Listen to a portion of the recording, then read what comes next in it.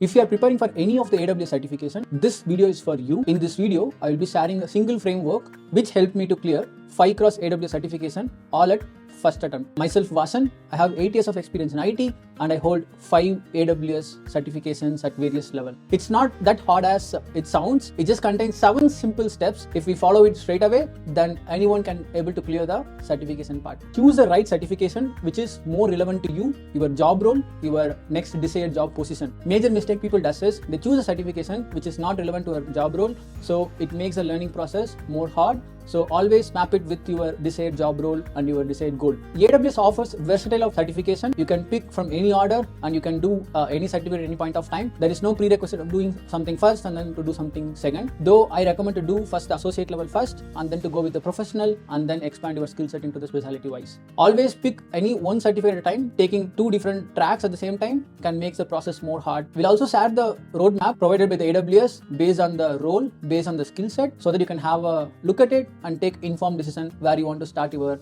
certificate journey. Once you decided what certification to be done, the next thing is to look at the AWS study guide. So each certification contains a study guide page provided by the AWS under the certification section, and each follows the same pattern and standards, which is of the domain that you will be tested on, and then the task which you would need to cover under each domain topic.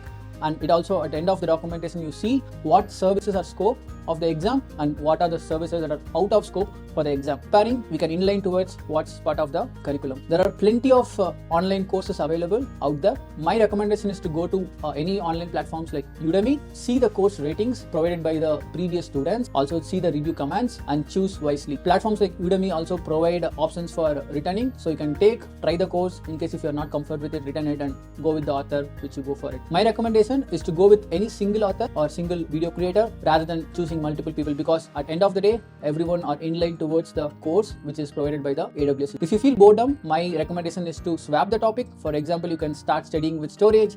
If you feel boring, then move to the serverless and then you can come back to the storing part later. Also try to do the hands-on with the AWS free tier account. We can increase the chance of sitting and studying the duration more longer. Step 4, note-taking process. During the process of studying in the Udemy or any online platform, ensure you take notes for those respective topics in parallel. There are n number of ways to take notes. Few people prefer analog way, but my recommendation is to go with the tool called Notion, where you can type your notes digitally and you can rearrange directly, take the screenshot, which saves you a lot of time, and you just focus on your learning. Remember, every certification has its own expiry, maximum of 3 years. If you go with the digital way, it's easy for us to update what service is being updated. If it's analog way, it would be a cumbersome process for us to stay updated with synchronizing the notes. So next is to the mock exam. Let's say if you cover, even if we do n number of courses, none of the course covered 100% of the syllabus, or there will be some minor parts which get lagged on the topic from our understanding perspective. In order to miss the gap, I highly recommend to take mock exams. Again, I repeat, I'm not recommending dumps,